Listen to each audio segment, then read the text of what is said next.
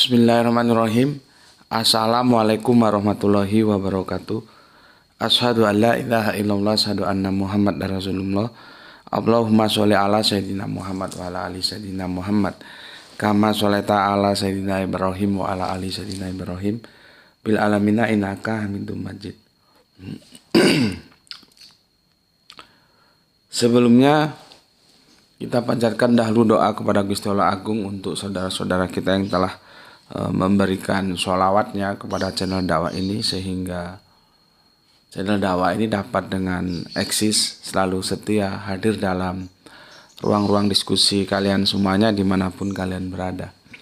Tentu dengan sebuah harapan insya Allah sholawat itu akan menjadi catatan langit amal soleh bagi mereka dan keluarganya kelak, dan insya Allah akan terbalaskan dengan balasan yang lebih baik lagi. Kemudian untuk seluruh pewaper terkasihku dimanapun kalian berada, aku ucapkan terima kasih atas apresiasinya ya. Semoga selalu always dan tidak pernah never, tetaplah bertumbuh menjadi pribadi tangguh yang anti skip dan anti download. Bagi yang berkenan silakan saja di share, tapi linknya ya nggak bosan-bosan aku menyampaikan ya, karena juga pencurian videonya terus berlanjut ya. Jadi linknya saja, jangan dicolong, diunduh lalu dipotong-potong, diedit, diunggah ulang, jangan. Apalagi diadu-adu, aduh. Jadi kemana-mana itu nanti ya. Kasihan yang nonton dong ya. Karena yang nonton juga belum punya kerangka berpikir akademis. Kalau mereka punya, mereka pasti hunting ke video originalnya. Berarti kalian itu sudah menipu penonton, kan kasihan. Videoku itu jarang yang bisa dibilang tidak ada lah, jarang yang 15 menitan. Dia bermain di antara 30 menitan bahkan sampai ke 1 jam. Terus hanya dipotong menjadi 1 menitan. Itu pun kalau 1 episode. Kalau misalkan kajian itu ada sampai 10 episode, perbandingannya berapa? Lalu dipublish. Apakah yang 1 menit itu bisa mewakili yang durasinya, katakanlah kalau 1 jam 60 menit, kalau dia 2 jam berarti 120 menit.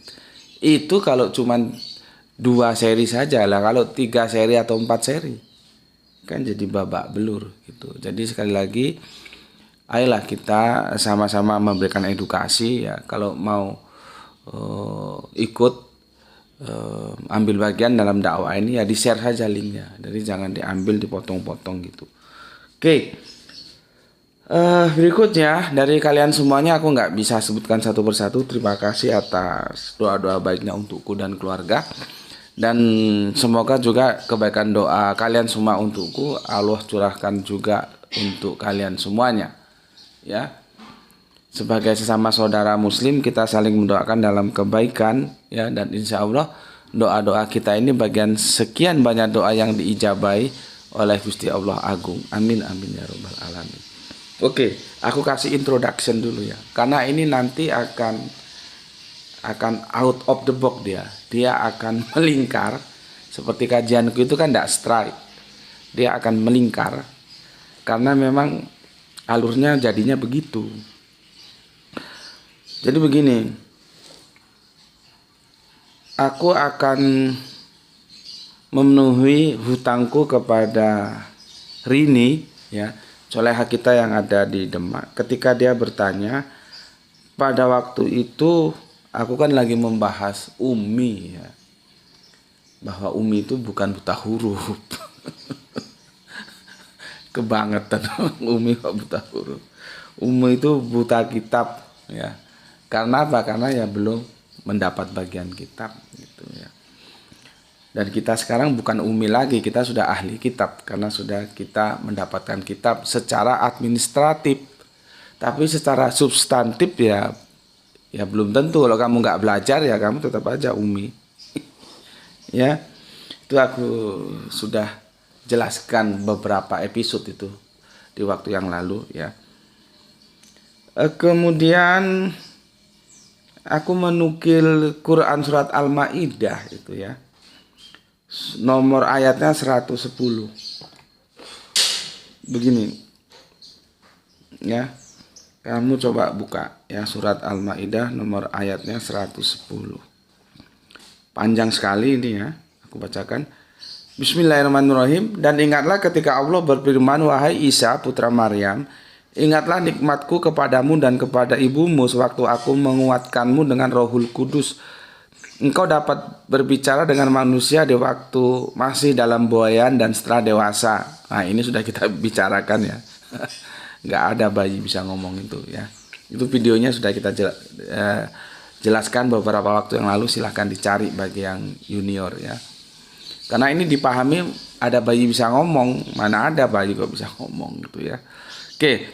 Dan ingatlah ketika aku mengajarkan menulis kepadamu juga hikmah, Taurat dan Injil.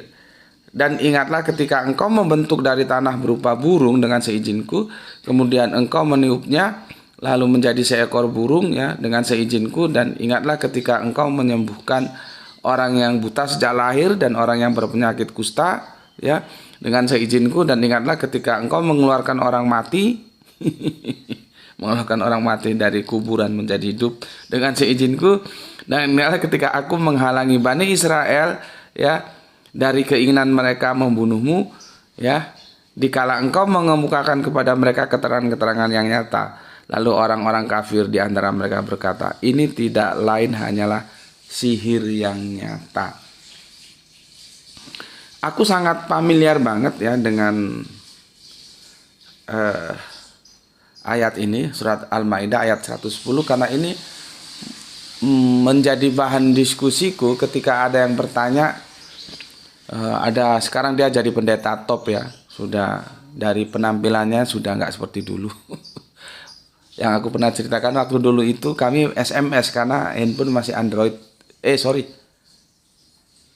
handphone masih tulalit, belum Android ya, jadi bisa SMS saja, belum ada WA. Si pendeta ini tanya tentang surat Al-Maidah ayat 110 ya. Karena isi dari ini sebagian itu ada di Injil Apokripa. Injil yang bagi mereka tolak, di antaranya ketika membuat burung gitu ya. Jadi aku sangat familiar, artinya aku sudah lama menganalisa surat ini gitu untuk menjelaskan kepada si pendeta. Ya pada waktu itu pendetanya masih masih indeso. Tapi aku lihat sekarang dia aktif di dunia virtual juga ya. Sudah ya, kalau dilihat pakaiannya hidupnya sudah makmur lah ya. Sudah tambah gemuk gitu. Yang pernah aku bilang aku sangat menyesalkan dia ya. Kok dia menyuplik videoku dan memberikan statement yang itu tidak menunjukkan sebagai orang yang terdidik. Padahal dia kan pendeta. Kok tidak punya etika yang bagus? Kalau nggak tahu ya tanya saja, kan aku jelaskan. Ya, aku mesti jelaskan selama pertanyaannya itu dengan etika. Makanya ketika banyak teman-teman dari Islam, Gus tolong itu dikonfirmasi itu, aku nggak mau, nggak bermutu karena nggak bermutu. Kalau tanya saja, nggak perlu menyerang pribadi yang ginilah, yang gitulah gitu. Sekarang dia kan ada di Kupang sana, sudah pulang sana. Ya, dan sekarang sudah makmur hidupnya ya, syukurlah kalau sudah makmur ya. Dan ada sebuah cuplikan video itu yang aku pernah lihat itu di kalau di Facebook itu kan di sisi yang sini itu kan ada logo video itu, kalau kita klik itu kan keluar itu kan video-video macam-macam, ada TikTok segala macam. Aku pernah lihat itu. Dia ditanya Tritunggal, sempat bingung juga sama jamaahnya. Jamaah laki-laki ada yang protes, sayangnya jamaah laki-lakinya nggak di-shot itu. Dia protes begini loh, maksudnya jamaah laki-laki itu minta penjelasan dari pendetanya itu ya, yang kawanku ini, sehingga kalau dia ditanya pada orang lain tentang Tritunggal dia bisa jawab gitu. Lah pendetanya sendiri bingung mau menjelaskan Tritunggal. Tritunggal itu nggak usah dijelaskan karena nggak mungkin bisa, orang dia itu irasional kok. Ya dogma itu begitu, mau terima nggak mau tolak gitu saja. Nah, pada waktu itu dia tanya tentang ini karena bagian-bagian dari ayat ini ada di Injil Apokrifa mereka ya, khususnya Injil Thomas. Oke, maka aku bilang aku sangat familiar, tapi familiar itu belum tentu aku menguasai apa substansinya dari surat ini loh ya, khususnya surat Al-Maidah ayat yang 110. Oke. Kita akan menukik tentang menulis tadi kan. Ini aku nukil ketika aku membahas kalau nggak salah ya. Karena ini sudah lama dan mohon dipersori untuk ini mungkin requestnya baru sekarang aku tunaikan ya. Membahas tentang Umi, tentang ahli kitab ya. Jadi karena dipahami Umi itu tidak bisa baca tulis, seingatku aku menukil ini atau bagaimana begitu ya, agak lupa juga aku. Yang dipertanyakan oleh Rini itu adalah sebuah narasi yang seperti ini. Aku tentunya Allah ya, karena yang berbicara Gusti Allah ya. Dan ingatlah ketika aku mengajarkan menulis kepadamu. Munya itu siapa? Kanjeng Nabi Isa. Aku mengajarkan menulis kepadamu. Nah, lahir sebuah pertanyaan dari ini, apakah itu Allah langsung mengajari Yesus atau Kanjeng Nabi Isa menulis?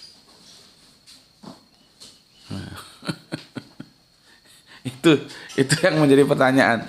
Apakah Allah datang memberikan les privat, mengajari Kanjeng Nabi Isa atau yang dikenal saudara kita Yesus Alep, kalau mereka Alep, kalau Ibrani itu Alep, kalau Arabin itu Alif gitu ya, Alep, Bet dan selanjutnya terus menulis Alep itu begini. Kalian tahu ya kenapa menulis Alif atau Alep itu harus dari atas ke bawah, dari atas tarik ke bawah. Kenapa nggak pernah dari bawah ke atas? Dia mesti top down, dari atas ke bawah, nggak pernah bottom up dari bawah ke atas. Karena alif itu merupakan lambang dari Allah, ya, maka dia harus ditulis dari atas ke bawah. Kalau kita nulis, ya, ba, begitu, ya. Makanya kami ini ya membagi huruf-huruf Arabion itu menjadi 29. Ya, di sini 14, di sana 14, Komariah 14, Samsiah 14. Alif tidak ikut kemana-mana, dia eksis dengan kesendiriannya, karena dia lambang Allah, dia tidak bisa ditarik kepada Komariah atau Samsiah. Maka kalau 14 kan 28 tambah 1 29. Nanti kan pertarungannya itu di alif lam gitu kan, itu disebut alif, disebut lam, atau alif tambahan atau gimana gitu. Itu nanti berdebatnya di sana. Tapi kami ketika aku mengaji Al-Qur'an itu sama almarhum Gus Fanani diajarkan begitu. Kami pada pihak yang berpendapat huruf-huruf Arabiun itu ada 29. 14 Komariah, 14 Samsiah berarti 14 dua kali 28 tambah alif 29. Alif tidak bisa dibawa kemana-mana karena dia lambang Allah, dia kemandirian, dia tidak bergantung kepada sesuatu apapun. Maka kalau nulis alif dari atas ke bawah, kan nggak pernah dari bawah ke atas gitu. Ini kalau otak goblok nggak tahu, makanya ngaji yang benar biar otakmu nggak goblok. Ya, oke. Apakah begitu? Apakah Gusti Allah Agung itu turun memberikan les privat kepada Kanjeng Nabi Isa? Itu yang ditanyakan oleh Soleha kita hari ini. Aku akan jawab itu ya. Tapi itu akhirnya menjadi entry point untuk aku menjawab atau aku menjelaskan sesuatu yang telah lama aku ingin jelaskan tapi belum sempat-sempat, yaitu tentang apa? Sebuah diksi kitab. Maka tajuk kajian kita kali ini adalah mencari arti kitab seri pertama. Entry pointnya masuknya lewat pertanyaan yang diajukan oleh Rini. Nanti aku jawab juga itu ya. Karena apa? Karena kalau kalian tarik ke original teksnya, kata atau diksi menulis itu jelas berasal dari sebuah diksi kitab. Ya, kitab. Coba kamu buka original teksnya, ya. Jadi yang diterjemahkan menulis itu dari sebuah kata kitab. Pertanyaan menjadi berkembang, apakah kitab itu punya satu makna atau mengalami polisemi? Punya banyak makna. Nah, seperti yang tadi malam aku jelaskan, tafsir itu terjadi karena ada ayat-ayat mukamat dan mutasabihat. Mutasabihat itu seperti, nanti kalau dipikir itu apa ya, mutasabihat. Itu loh ya, yang halal nggak jelas, haram nggak jelas, itu apa namanya tuh, lupa aku. Itu kan jadernya, akar katanya tuh mutasabihat itu. Ya, lupa aku, ada istilahnya itu. Sebuah katakanlah apa ya? Jadi dia nggak jelas, hukumnya tuh nggak jelas. Apa itu halal, apa itu kepiting misalkan. Kepiting itu debatable loh itu. Kalau yang hati-hati ya nggak mau. Tapi kalau yang dia punya argumen ya silakan saja dimakan. Dia hidup di dua alam. Ya, aduh sorry error aku.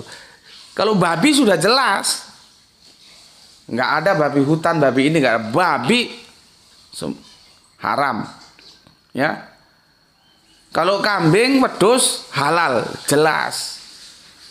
Ya.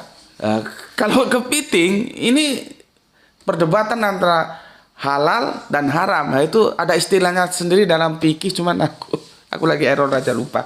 Mungkin karena distribusi logistiknya nggak jalan karena memang lagi puasa ya. Jadi nggak ada kopi morning ini. Nah, di sini ya. Oke, aku kembali ke tadi yang tentang tafsir tadi, yang tadi malam aku jelaskan. Ayat-ayat mukamat itu tidak perlu penafsiran. Tapi ayat-ayat yang mutasabiha itu perlu penafsiran karena dia mengalami polisemi. Nah, kembali lagi, apakah kitab ini mengalami polisemi? Karena di sini kata tulis itu berasal dari diksi kitab. Kalau demikian, apakah kitab itu mengalami polisemi? Terus nanti kita tarik lagi, apakah setiap kitab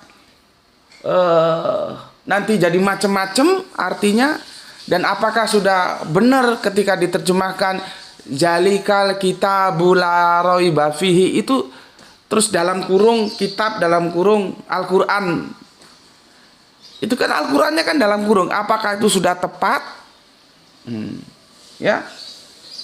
Jadi aku akan apa namanya ya? Akan membahas itu ya, karena nanti ada terkesan bahwa kitab itu ternyata bisa menjadi isim, bisa menjadi fiil. Padahal biasanya sebuah diksi itu dia tegas, dia isim atau fiil.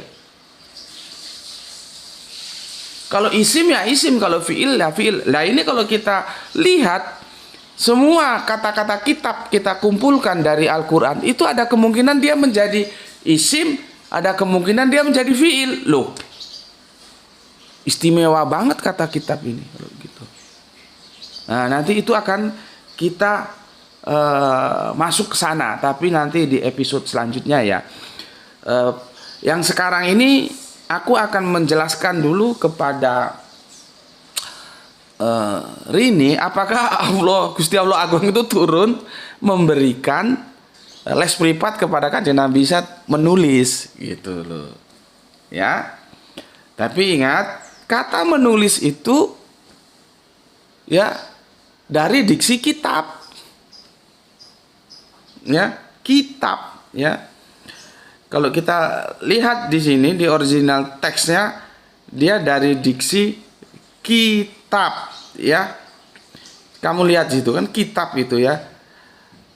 Di sini wa'is alam tukal kitaba wal hikmah wat taurat wal injil. Dan selanjutnya itu ya kitab. Nah ini diterjemahkan menulis. Ya kita nggak bisa ucuk-ucuk mengatakan oh salah itu terjemahannya. Tapi juga nggak bisa juga mengatakan oh itu benar terjemahannya. Makanya aku ngajak otakmu itu, coba aku trigger supaya otakmu itu nggak dedal, nggak goblok gitu ya. Coba kamu cermati ya, di surat Al-Baqarah surat kedua ayat yang kedua itu bener nggak kitab itu dirujuk ke Al-Quran? Itu kan sama penafsirkan tuh dalam tanda kurung Al-Quran. Kitabu, jalikal kitabu, kalau jalikalnya itu jelas bermasalah. Nggak usah banyak macem, nggak usah banyak alasan sama aku. Allah itu nulis jalikal, seharusnya diterjemahkan itu. Kalau Allah mau ini, Allah pakai hada. Sekarang banyak orang mulai memelintir sana memelintir sini demi untuk mengusung pendapatnya yang tidak Qur'ani, seolah-olah Qur'ani. Kan sudah tegas pakai jalika kok diterjemahkan ini. Kalau Allah mau ini, ya itu pakai hada, gitu loh. Karena aku pernah dengar argumentasi seorang katakanlah ulama dari Jawa Tengah sana, dia ngomong, di sana aku dilahirkan. Kenapa di sana? Itu sebuah pengagungan. Kenapa kok nggak di sini aku dilahirkan? Aku bilang itu ndak salah, tapi kan itu dalam perspektif bahasa Indonesia yang Melayu. Al-Quran ini bukan bahasa Indonesia yang Melayu, ini bahasa Arab aja enggak. Al-Quran itu bahasa rumpun Arab gitu loh. Jadi enggak sesederhana itu. Jadi taatlah terhadap Al-Quran. Kalau Al-Quran bilang zalika, ya terjemahkan itu. Jangan kamu terjemahkan ini. Karena kalau Gusti Allah Agung mau ini, maka mesti menggunakan hada kitab. Gitu loh ya. Itu sudah berkali-kali aku sampaikan perdebatan itu ya. Kita sekarang fokus ke kitabnya.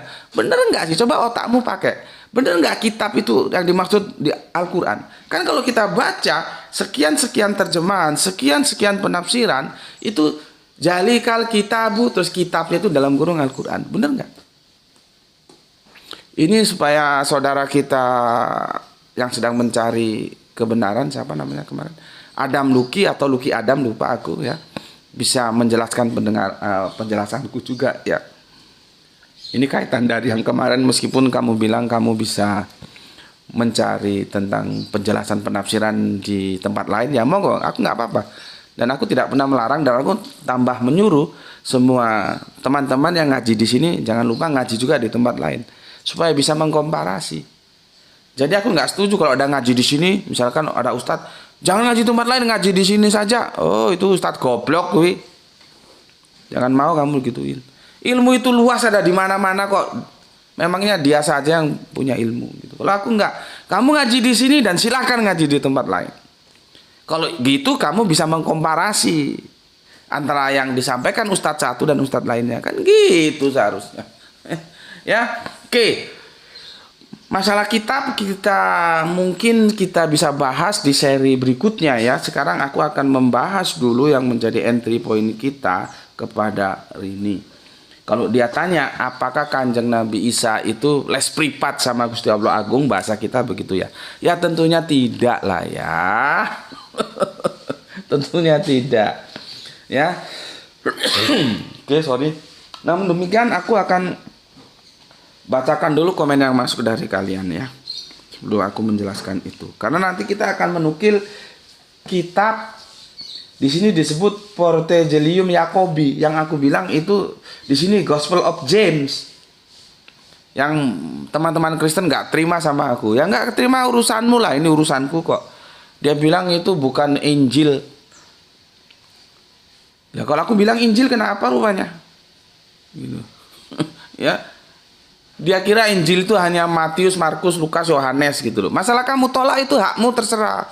Aku juga gak memaksa kamu untuk menerima Injil Yakobus. Tapi jangan orang dilarang-larang untuk membilang bahwa itu Injil Yakobus gitu loh. Gak ada, kita bebas merdeka kok main larang-larang. Oke, dari unggahan yang kemarin ada dari Kang Mas Rio Aka Jaksel hadir Guski, terima kasih. Kemudian dari Kang Muzian Heri, insya Allah Gus Bekti keluarga dan semua muslim dan muslimah selalu dikaruniai rahmat iman Islam dan rahmat kebajikannya. Palembang, kotanya Wong Kitogalo, kota Palembang. Oke, terima kasih. Salam Isra untuk saudaraku Muzian Heri yang ada di Palembang. Kemudian Kang Mas Gioni Arthur, sudah jadi orang penting dia sekarang. Assalamualaikum Gus, waalaikumsalam. Selalu menyimak karena rugilah orang yang tidak menonton kajian di channel ini. Salam Isra, salam Isra untukmu juga. Sementara domisili saya sekarang sudah ada di Madiun Gus. Waduh, berarti dari Serang Banten kamu ke Madiun. Ya, semoga kamu bisa jadi Menteri Kesehatan. Oke, Madiun Jawa Timur Gus. Pengen main ke Batu lagi Jawa Timur. Ya, kalau mau main ke sini jangan lupa bawa apa?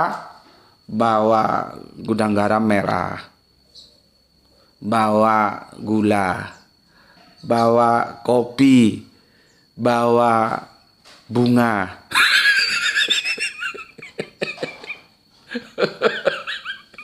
Bunga apa namanya itu? Bunganya itu biasanya lima warna atau 7 warna. Bunga ini, bunga itu. Dibungkus daun. Dulu kan orang kalau mau ke dukun kan gitu kan. Itu rokok itu kenapa aku sebut? Rokok itu sudah menjadi rokoknya nggak mau yang lain. Seolah-olah rokok itu menjadi kewajiban gitu loh. Ya rokoknya ya merek yang aku bilang tadi. Gula, kopi, bunga, sama minyak wangi. Minyak wanginya serimpi. Yang satu tetesnya baunya kemana-mana. Itu yang botolnya segini. Kalau mau datang ke dukun kan bawa itu. Oke, Giovanni Arthur, sorry ya kita guyon sejenak biar nggak terlalu serius ya. Semoga kamu bisa jadi Menteri Kesehatan ya, karena ini backgroundnya kesehatan sih Giovanni Arthur, dan dia aktif di channel ini atas recommended dari bundanya yang semoga Allah mengampuninya karena sudah almarhum ketika peristiwa wabah tahun kemarin itu ya. Jadi dia atas recommended dari bundanya masuk ke. Artinya sebelum dia bundanya itu dulu aktif ngaji di sini gitu. Asalnya kan Tulungagung nih. Oke, terima kasih. Kemudian salam siapa ini? Salam Sucipto WAW. Gimana bacanya nggak tahu aku. Sucipto WAW atau WAW. Assalamualaikum, waalaikumsalam. Surabaya nyimak Gus, barokallahu ilmu nambah lagi Gus, matur suwun. Oke, matur nuwun Bandung juga untukmu Cak Sucipto Surabaya. Surabaya. Mlaku-mlaku nang Surabaya, ojo lali mangan ketimun.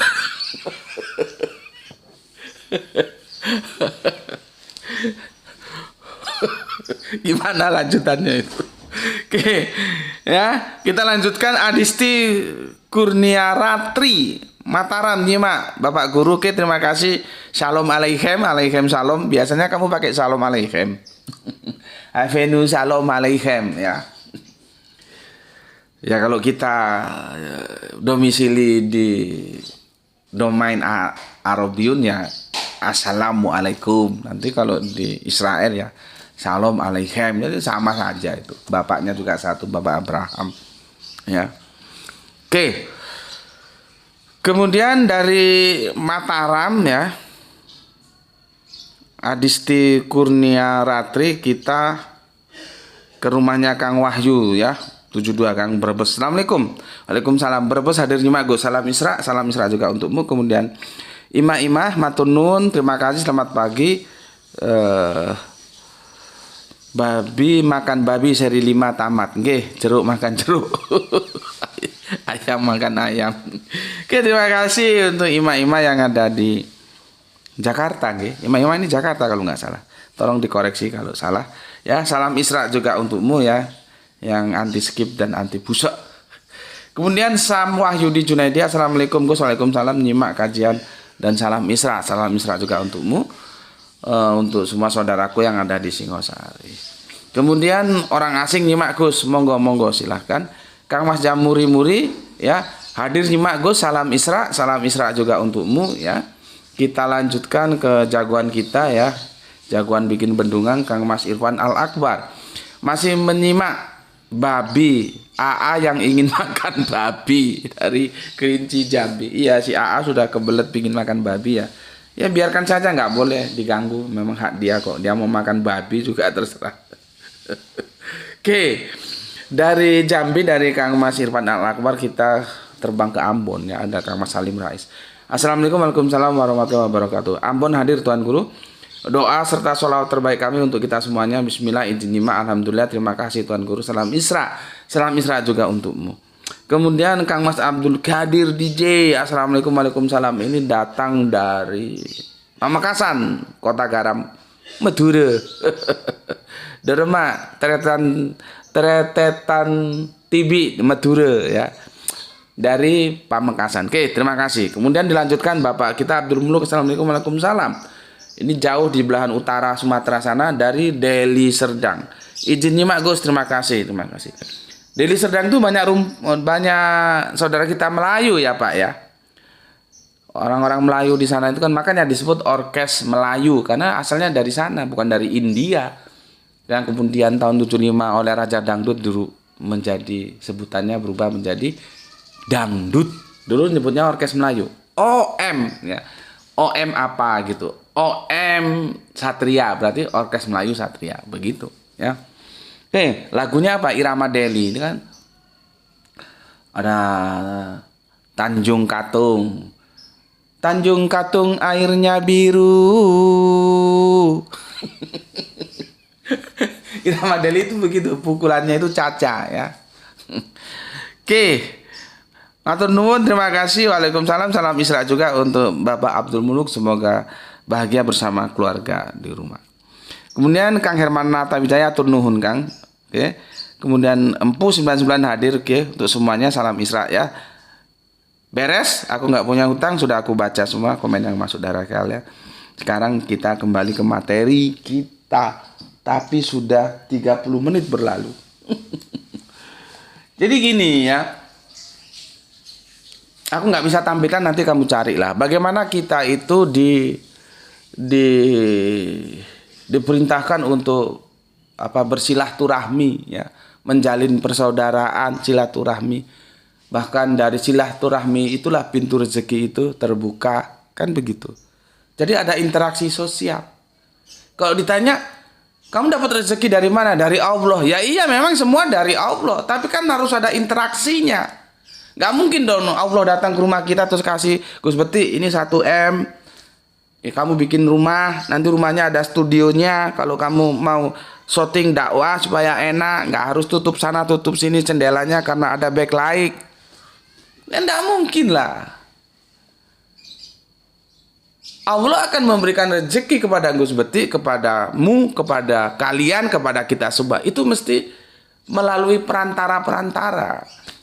Nggak mungkin Allah terus datang ke rumah kita kasih kita 1M, 2M, 5M, nggak mungkin. Itulah hikmah yang bisa kita ambil. Kenapa kita diperintahkan untuk menjalin silaturahmi? Karena dari silaturahmi itu pintu rezeki terbuka. Nah, Allah mengirimkan rezeki untuk kita lewat perantara-perantara saudara-saudara kita yang dibuka lewat pintu silaturahmi. Kalau ditanya rezeki dari mana ya? Dari Allah. Yang kasih rezeki siapa? Allah. Tapi kan bukan Allah turun langsung ke rumah kita. Gus Beti, ya Allah, Gusti Allah ingkang Maha Agung, wonten menapa Gusti? Nih, aku kasih 1 miliar. Nanti kalau kurang minta lagi ya. Kamu bikin rumah, bikin studio yang bagus, yang cakep supaya nanti shootingnya penak, nggak terganggu, ya, nggak ada noise, nggak ada backlight. Apa begitu? Ya enggak. Mesti lewat perantara-perantara. Soal rezeki dari Allah ya memang hakikatnya begitu. Begitu juga kita ini tidak tahu apa-apa. Ilmu itu semua dari Allah. Kalau ditanya ilmumu dari mana? Dari Allah. Ya iya memang dari Allah. Tapi kan bukan berarti Gusti Allah Agung itu datang ke rumah kita terus ngajari kita secara privat. Terlalu harafiah banget kalau begitu. Maka pertanyaannya yang dia sampaikan oleh Soleha kita Erni itu, apakah Allah itu mengajari langsung Kanjeng Nabi bisa menulis? Ya enggak dong. Seperti tadi, apakah Allah langsung datang ke rumah Rini terus kasih duit? Kan enggak dong. Rini dapat duit dari mana? Berinteraksi, bersosialisasi, bersilaturahmi. Dengan cara apa? Jadi guru, ngajar. Nanti rezekinya lewat pintu-pintu silaturahmi itu. Begitu juga ilmu. Ilmu itu juga kan rezeki. Semua ilmu itu milik Allah, datang ke kita ya lewat belajar. Seperti kalian sekarang itu belajar di channel ini. Bukan Allah datang ke rumahmu ngajar kamu secara privat. Tapi kan aku bilang tadi ya, di sini diksi menulis ini adalah kitab. Dan kitab itu ternyata ada sesuatu yang menarik untuk kita diskusikan. Maka kalau kalian lihat sekilas, sepertinya out of context. Ya, ketika aku kasih judul mencari arti kitab. Tapi kalau kamu sudah mendengar semua penjelasanku, dia tidak out of context. Ya. Karena apa yang ditanyakan. Jadi begini, sebetulnya yang perlu dipertanyakan itu sebetulnya diksi kitabnya. Aku lebih tertarik ke sana. Bukan pertanyaan apakah Kanjeng Nabi Isa itu diajari Allah, Allah datang ke rumah mengajarinya dia menulis. Bukan itu sebetulnya. Ya, karena menulis itu diterjemahkan dari diksi kitab. Cuman kan aku harus memenuhi request dari Rini gitu loh. Seharusnya pertanyaan itu sebetulnya tidak begitu urgen. Yang urgen itu bagaimana kita membedah sebetulnya kitab itu apa aja sih artinya gitu ya. Cuman demikian ya, aku harus menjelaskan juga apa requestnya Rini. Nah, sekarang aku jelaskan. Ya. Kalau kita buka nih ya Injil Yakobus, yang teman-teman Kristen pada nggak terima aku bilang Injil Yakobus. Di sini dijelaskan ya. Nanti ini hampir sama kalau kita buka surat Ali Imran. Apakah Ali Imran, keluarga Imran itu yang di sini bernama Yoakim, istrinya dari Bunda Hana. Ada yang bilang Ana, ada yang bilang Hana gitu ya. Jadi begini, kalau aku bacakan ribet ya, waktunya nggak cukup dan ini sudah 37 menit berlalu. Jadi dulu ada orang soleh gitu ya. Ada orang soleh itu namanya Pak Yoakim dan istri tercintanya namanya Ana. Ada yang bilang Ana, ada yang bilang Hana, terserah dialek kalian lah ya. Yang penting Yoakim dan Hana itu adalah suami istri dan mereka terkenal Yahudi soleh. Jadi bukan Yahudi kaleng-kaleng. Yahudi itu sama. Ada yang soleh, ada yang kaleng-kaleng. Islam juga kan sama. Ada yang Islam soleh, ada yang Islam kaleng-kaleng. Pokoknya KTP-nya Islam sudahlah surga itu. Iya, yang masuk surga KTP lu, bukan lu. Karena yang Islam itu KTP-nya. Kelakuan lu, kelakuan bajingan. Apalagi lu doyan garong duit rakyat, jadi koruptor, jadi maling. Miris ya, baru-baru ini ada pejabat yang dulu belum jadi apa-apa, kita lihat mukanya itu seperti muka malaikat. Setelah jadi pejabat ternyata jadi muka setan. Dan kemarin terungkap korupsi itu bukan main-main, 8T. Ya Allah ya Robbi, untuk apa uang sebanyak itu gitu loh. Sampai dia mampus tuh uang tuh belum habis, 8T itu loh. Bukan 8M. 1T itu berapa? 1000M ya, atau 1M gitu. Nggak tahu, nggak bisa ngitung, ngelihat duitnya aja nggak pernah. Untuk apa? Itulah yang namanya keserakahan. Makanya Islam seperti yang aku sampaikan kemarin ya, waktu zakat itu, menjelaskan zakat dan sodako itu, kita itu menyimpan beras katakannya. Kalau satu hari 1 kilo, maka kita dianjurkan menyimpan beras hanya 3 kilo. Untuk pertahanan 3 hari ke depan. Sisanya tawarkan saudara-saudara kita kanan kiri yang belum punya beras. Bagaimana Islam ini mengatur kehidupan dengan baik, mempedulikan sesama, bukan menjadi serigala bagi sesama. Lah ini korupsi 8T. Kalau itu bentuk uang dijatuhkan dari kepala, kepalanya itu bisa. Jadi kalau 8T itu bentuk uang ya dikarungi, taruh, dijatuhkan ke kepala, kepalanya bisa remek itu. Karena berat itu uang 8T itu. Oke. Ya, itulah manusia ya. Kita dari nyasar ke politik. Maybe sometimes kita bicara politik juga. Kenapa ya? Mau nggak kita bicara politik? Ya. Oke. Tapi kalau berpolitik saranku kalian jangan jadi follower. Jadi voter. Jangan jadi follower. Nanti sakit hati. Jadi voter aja. Oke. Ada Yoakim. Bapak Yoakim. Ada Bunda Hana. Itu ceritanya kagak punya anak. Gitu ya. Kagak punya anak. Begini, menurut catatan-catatan 12 suku Israel pada suatu waktu adalah seorang yang sangat kaya bernama Yoakim. Jadi ini konglomerat ya. Dia selalu menggandakan pemberian-pemberian yang dipersembahkannya kepada Tuhan dan berkata kepada dirinya sendiri, satu pemberian yang memperlihatkan kesejahteraanku akan diperuntukkan bagi semua orang, dan persembahan lainnya yang diberikan untuk pengampunan akan menjadi persembahan untuk pengampunan dosaku yang diberikan kepada Tuhan Allah. Jadi kalau bahasa Jawanya itu Pak Yoakim itu orang yang loman, suka memberi, bahkan memberi melebihi batasan ya. Ya kalau perpuluhan 10% dia dilebihkan lagi, bukan hanya sekedar 10%, karena begini dia selalu menggandakan pemberiannya. Jadi orang soleh, orang baik hati, suka memberi ya. Tapi begini, dia nggak punya anak gitulah. Maka Yoakim jadi sangat bersusah hati, lalu memutuskan untuk melihat kitab 12 suku Israel. Katanya, aku mau memeriksa kitab 12 suku Israel untuk melihat apakah aku adalah satu-satunya orang Israel yang tidak menghasilkan seorang anak. Dan dia meneliti catatan-catatan dan menemukan bahwa semua orang saleh di Israel memang sudah memiliki anak-anak. Maka dia ingat bapak leluhur Abraham, karena di hari-hari terakhirnya Tuhan Allah telah memberikannya seorang putra Ishak. Ya, jadi begitu. Dia punya masalah nggak punya anak, lari ke kitabnya. Ini contoh yang baik. Kita punya masalah, lari ke kitab kita, apa? Al-Quran. Jangan lu punya masalah, lu lari ke dukun. Lu bawa gula putih, bawa kopi, bawa rokok tadi itu, bawa bunga 7 warna. Kan jadi repot. Punya masalah, lari ke Al-Quran. Seperti Pak Yoakim. Pada waktu itu ya tentunya kitab mereka ya Torah ya, karena kan ini Yoakim eranya setelah Musa, berarti Yahudi sudah ada itu ya, larinya ke Torah. Sesuatu yang bisa kita ambil, ada masalah lari ke kitab suci, ada masalah lari ke kitab suci. Jangan ada masalah lari ke dukun atau ke psikolog. Ngapain? Sorry aku tidak merendahkan mereka yang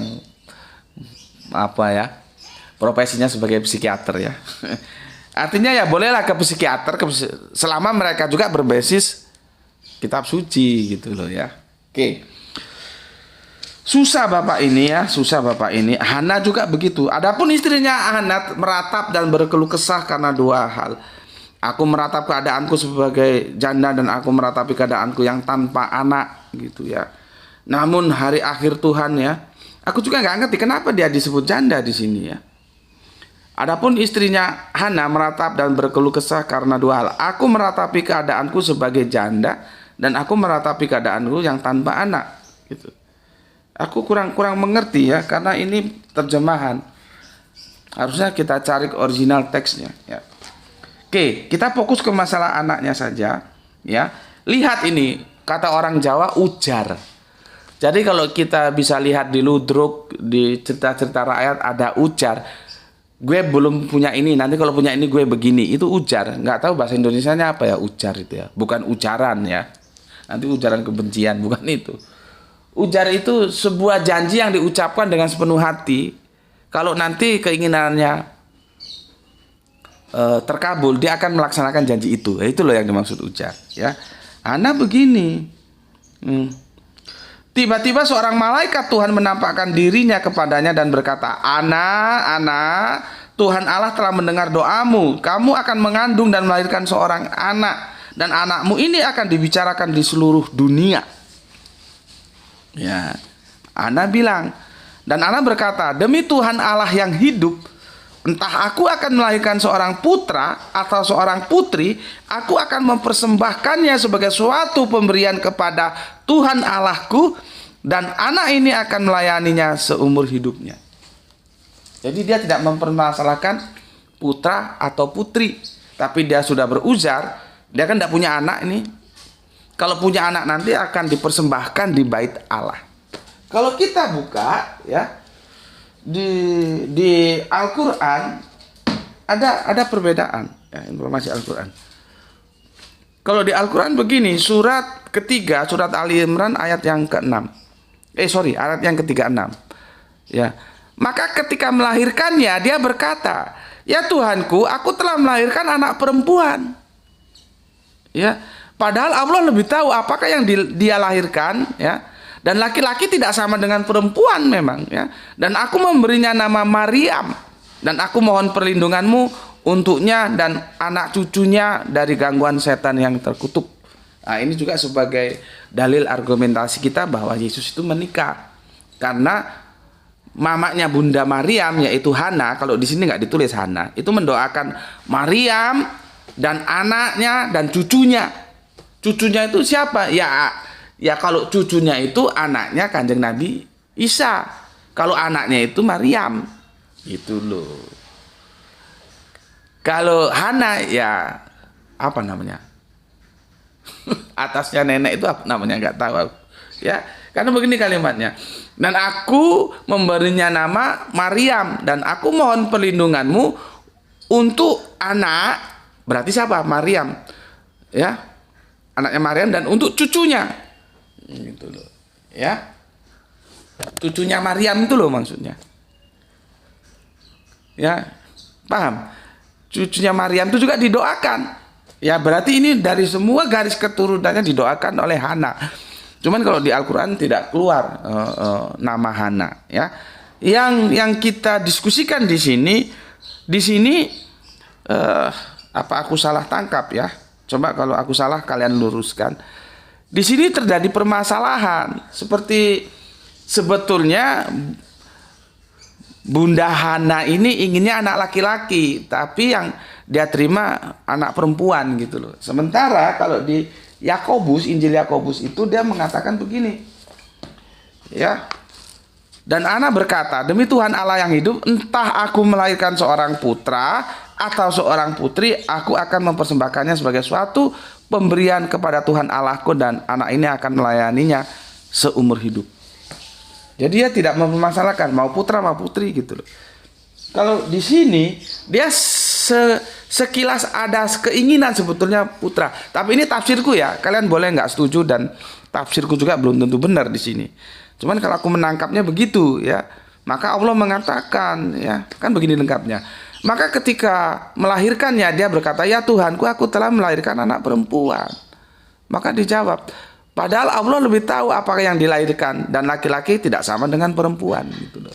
Ya, tapi kita lewati saja itu. Intinya bahwa Bunda Hana sudah punya ujar, sudah punya janji, anak itu nanti akan dipersembahkan ke bait Allah. Ini waktunya sudah 48 ya. Maunya pendek jadinya panjang. Ya, mau dipersembahkan di bait Allah. Ya, coba aku. Jadi nanti ada perdebatan antara Pak Yoakim suaminya dan Hana sebagai ibunya. Ini kapan ini anak kita serahkan ke bait Allah? Terus itu sempat diolor itu ya, panjang ceritanya ini ya. Sempat diolor. Waktunya tuh diolor, biar sedikit waktu lah, aku masih rindu gitu ya. Biar sedikit waktu lagi ya diserahkannya gitu ya. Mana di sini ya?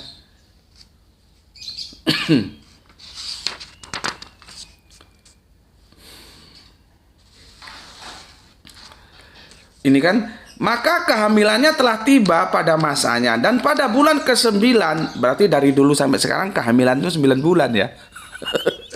Nggak ada kehamilan 2 tahun, nggak ada. Kalau gajah itu nggak tahu berapa hamilnya, berapa lama hamilnya. Ini ya, di kitab Injil Yakobus ini, maka kehamilannya telah tiba pada masanya, dan pada bulan ke-9 Ana melahirkan, dan dia berkata kepada sang bidan, Nah, dia tanya lagi di sini ternyata, anakku laki-laki atau perempuan?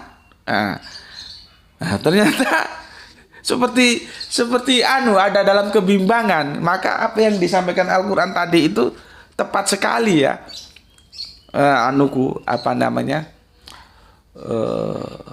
Tafsirku ya. Ada sebuah keinginan sebetulnya inginnya laki-laki gitu loh. Tapi di awalnya kan dia sudah mengatakan bahwa aku melahirkan seorang putra atau seorang putri, aku akan mempersembahkannya.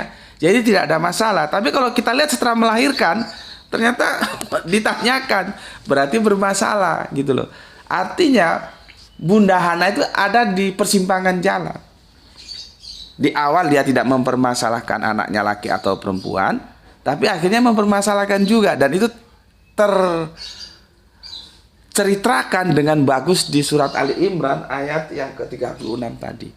Begini katanya, maka kehamilannya telah tiba pada masanya dan pada bulan ke-9 Ana melahirkan, dan dia berkata kepada sang bidan, anakku laki-laki atau perempuan? Dan bidannya berkata kepadanya, seorang anak perempuan. Dan Ana berkata, hari ini aku telah sangat dipermuliakan. Lalu bidan itu memandikan anak itu. Tetapi ketika hari-hari yang telah ditetapkan telah genap, Ana mencuci bersih dirinya dari aliran darah. Jadi syariatnya masih tetap ya, bahwa seorang ibu melahirkan itu nifas ya. Itu kan dalam keadaan tidak suci. Maka dia harus mandi menyucikan. Ini masih tetap ini, lihat ini ya. Lalu bidan itu memandikan anak itu. Tetapi ketika hari-hari yang telah ditetapkan telah genap, anak, maksudnya Bunda Hana, membersihkan dirinya dari aliran darah. Lalu dia menyusui anaknya itu dan memberinya nama Maria. Jadi syariat itu masih berjalan dari mulai Yahudi, ya seharusnya Nasrani ya iya, ya memang iyalah. Nanti Kristen itu lain lagi, ke Islam ya. Jadi kalau nggak salah nifas namanya ya. Seorang wanita setelah melahirkan tuh harus bersuci dengan mandi. Dan Bunda Hana juga begitu. Makanya Abrahamic Faith dari satu sumber yang sama. Ini adalah sumber dari hukum yang Allah berikan untuk kita, gitu ya. Oke, kalau kita lihat kan dia bertanya, kalau dia nggak ngurus kapan dia tanya? Dia tanya dan dia berkata kepada sang bidan, anakku laki-laki atau perempuan gitu. Jadi ada seperti kebimbangan gitu. Oke, waduh, udah hampir 1 jam ya. Kemudian sebentar ya, aku carikan. Ini panjang ceritanya. Kemudian mana ini? Gini aja lah ya, aku ceritakan ya tanpa membaca ya. Aku ambil garis besarnya. Kemudian anak ini kan bertumbuh. Maryam kecil ini bertumbuh. Terus jadi diskusi sama suaminya Pak Yoakim. Gimana nih, kapan kita antarkan ke Bait Allah? Sesuai dengan uzar yang disampaikan oleh Uzar ya, bukan Uzer. Janji yang disampaikan oleh Bunda Hana. Di situ sempat tarik olor, jangan dululah, aku masih rindu, jangan dululah, aku masih kangen gitu ya. Akhirnya setelah diolor beberapa waktu, dihantarkanlah ini Maryam kecil kepada Nabi Zakaria, yang dia pada saat itu menjadi imam besar. Dia adalah suaminya dari Elizabeth yang mempunyai putra Yohanes yang kita kenal dengan Yohanes Pembaptis. Oke, itu kita abaikan dulu Yohanes Pembaptis ya. Kemarin sudah kita bahas ya tentang informasi Injil yang saling bertabrakan. Yohanes dulu atau Yesus dulu? Itu antara Lukas dan kitab Yohanes nggak kompak itu.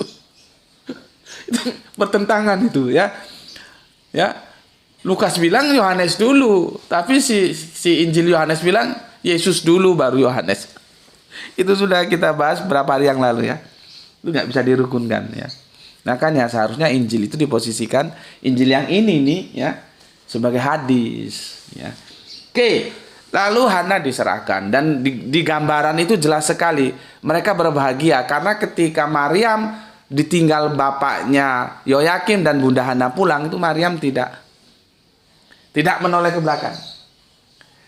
Jadi kalau kita dipesanin sama orang tua kita nih ya, lalu kalau pergi nggak usah noleh ke belakang. Itu sepertinya ada benang merahnya.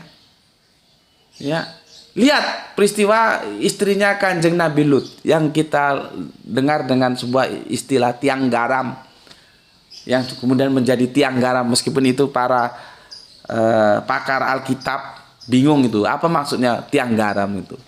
Ya, itu kan dipesenin jangan lihat ke belakang. Dia lihat ke belakang ketika Sodom dan Gomora mau dihancurkan. Istrinya lihat ke belakang. Kan dilarang, nggak boleh lihat ke belakang. Akhirnya termasuk dari kaum yang dihukum kan, istrinya Nabi Lut itu. Begitu juga Bunda Hana itu merasa gembira ketika sudah diserahkan ke bait Allah, diserahkan kepada siapa? Nabi Zakaria, ya. Itu ketika Bunda Hana dan Pak Yohakim pulang itu Maryam kecil tidak begini. Ya dia sudah bermain aja, menatap ke depan. Nah, sepertinya pesan-pesan orang tua kita untuk kita ketika misalkan aku dulu dari Sumatera ya, mau kalau semesteran itu kan pulang begitu terus selesai liburan kembali lagi ke Jawa gitu ya. Jangan lihat ke belakang.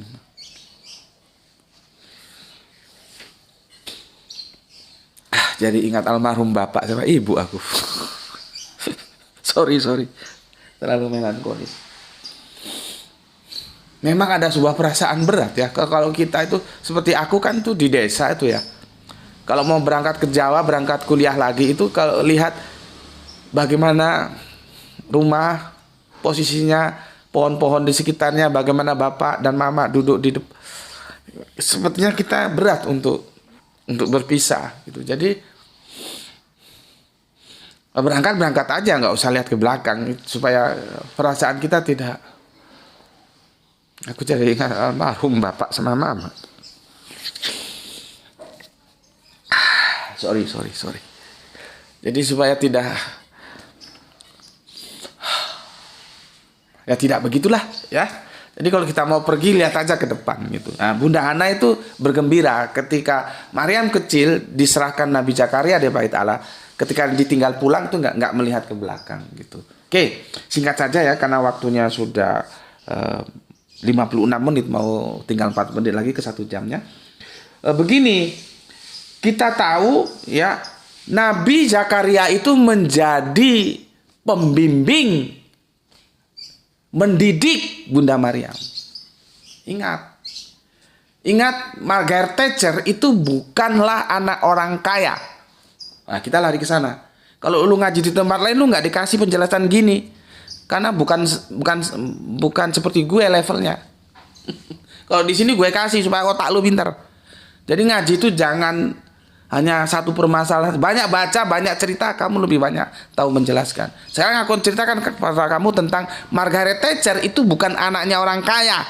Dia anaknya petani kacang polong di Inggris. Ya, itu bukan anaknya orang kaya, anaknya petani kacang. Tapi dia kan hebat, bahkan dijuluki kupu-kupu besi. Dia puncak karirnya menjadi perdana menteri Inggris.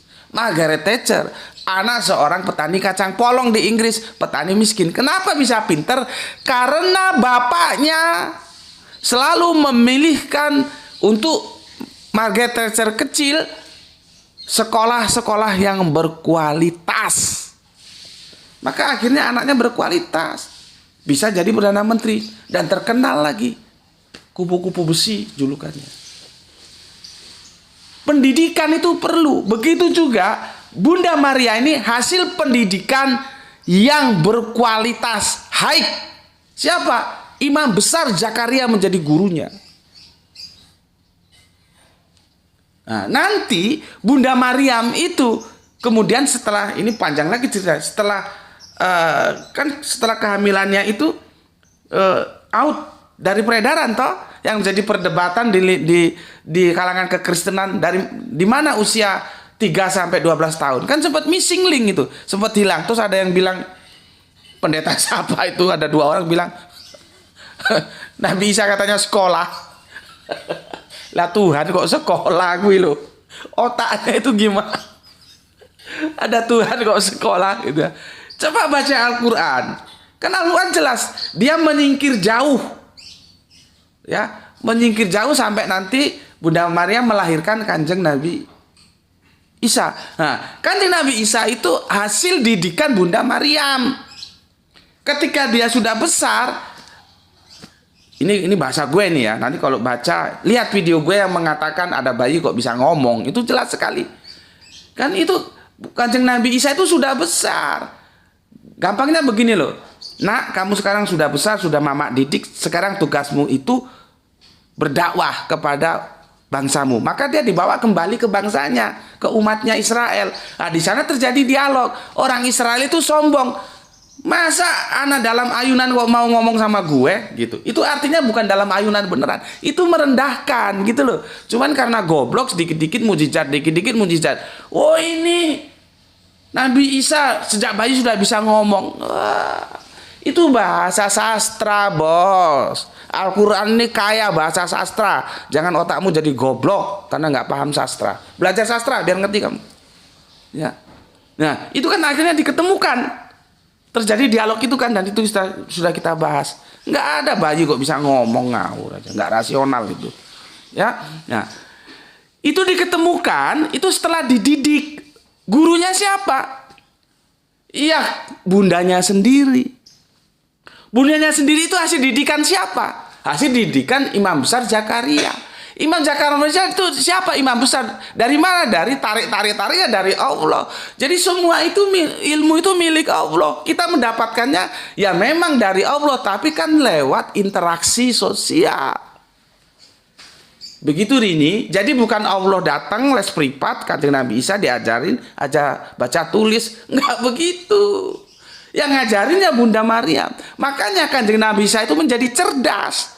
Kan dia usia 13 tahun itu sudah berdebat dengan ahli-ahli kitab Torah. Usia 12 tahun dia sudah mujadalah, berdebat, berdiskusi secara akademik, secara ilmiah. Ini gue jelasin, ini Kristen-Kristen belum tentu tahu ini. Kenapa? Karena cerdas. Kenapa? Gurunya cerdas. Gurunya siapa? Mamanya sendiri. Mamanya kenapa cerdas? Dididik oleh yang cerdas juga. Siapa? Imam Besar Zakaria. Jadi ini semua hasil didikan-didikan yang memang sungguh-sungguh istimewa. Produknya ya istimewa gitu loh.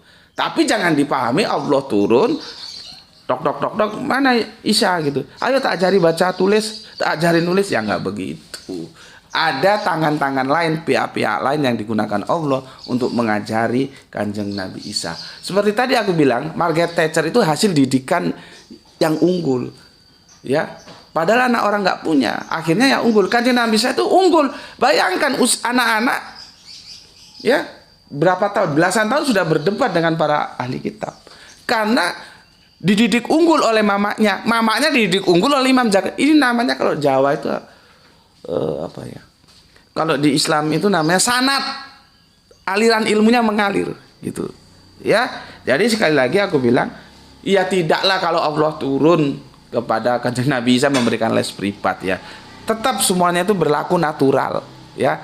Tapi sesuatu yang istimewa, yang kalian harus tahu, Kanjeng Nabi Isa itu adalah hasil didikan dari seorang guru yang tangguh, yaitu mamanya sendiri, dan mamanya juga hasil didikan seorang guru yang tangguh, yaitu Imam Zakaria, ketika ya Bunda Maryam kecil diserahkan oleh ibundanya Hana dan bapaknya Yakim untuk dididik di bait Allah oleh Imam Besar Zakaria.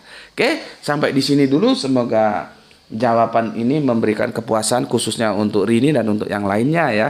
Jadi jangan harap ya, jangan Allah turun langsung kasih les privat, begitu ya. Oke, seperti tadi aku bilang, ini menjadi entry point kita untuk membahas tentang apa arti kitab itu ya. Ini seri ke-1 dan besoknya seri kedua ya. Jadi kalau kamu nggak lihat penjelasanku nanti ya, lu kok oot, sebetulnya nggak oot ya. Karena pertanyaan ini menjadi entry point kita untuk membahas kitab, karena kata menulis itu diambil dari diksi originalnya kitab. Oke. Sampai di sini dulu pesan aku. Jaga Allah, jaga Kanjeng Nabi, jaga Al-Quran, jaga imanmu dalam bingkai Islam. Setelah kamu cari lewat kerja otak, kerja rasio, simpan dalam hatimu. Namun demikian, tetap memberi hormat kepada saudara-saudara kita yang memilih jalan lain. Semoga mendapatkan keberuntungan, rezeki yang barokah, dan kesehatan yang prima. Ya, Bismillahirrahmanirrahim. Terima salam dari aku. Salam Isra, Islam rasional. Alhamdulillahirabbil alamin. Matur nuwun.